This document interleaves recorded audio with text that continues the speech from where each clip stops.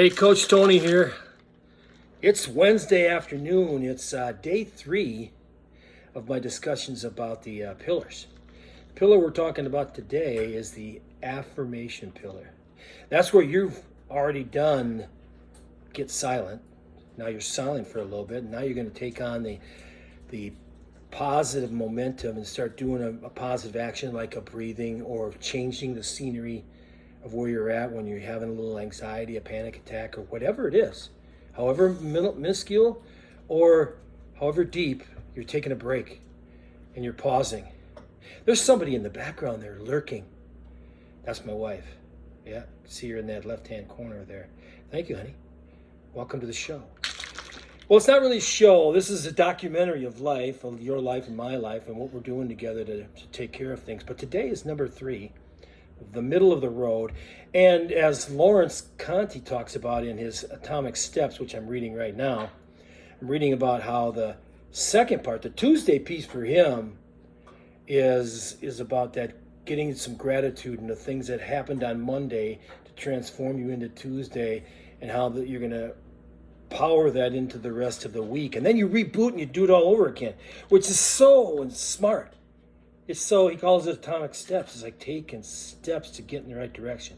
You can't snap your finger and just be from one pendulum to the other. And I was listening to the message by Doug Weckenman today, and it was about the whole idea of grace and truth.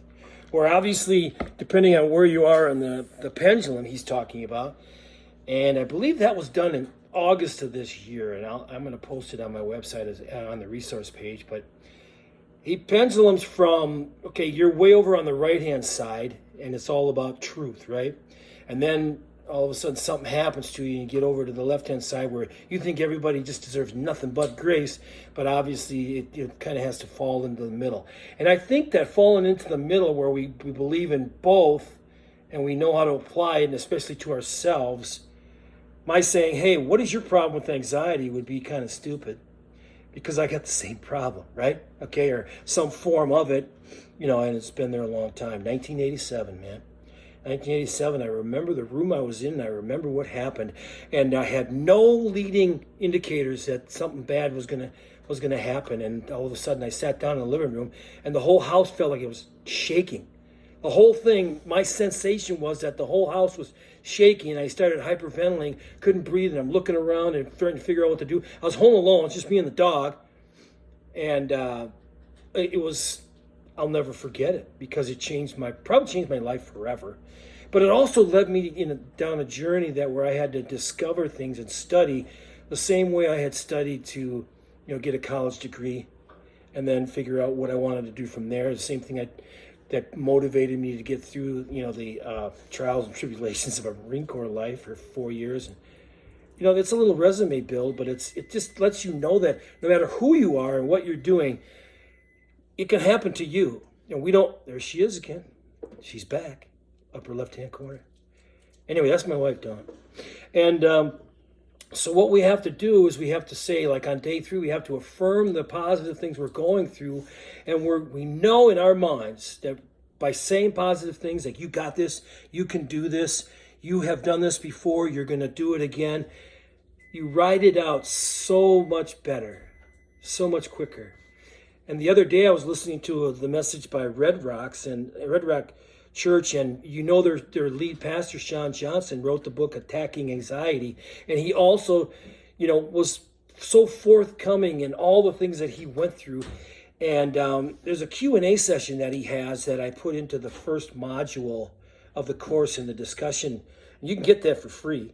You just got to get in there, and the Q&A session, and of course you can Google it too, but that'll give you a one-stop shop to get at it. He talks about the whole process that he went through, and it was pretty traumatic for him, and obviously it motivated some of us to say, hey, we got to share our story and talk about how we went from one pendulum to the other. I went from somebody just working out all the time. I was pumping weights every day and training and running like crazy. I actually became totally fearful to even exercise.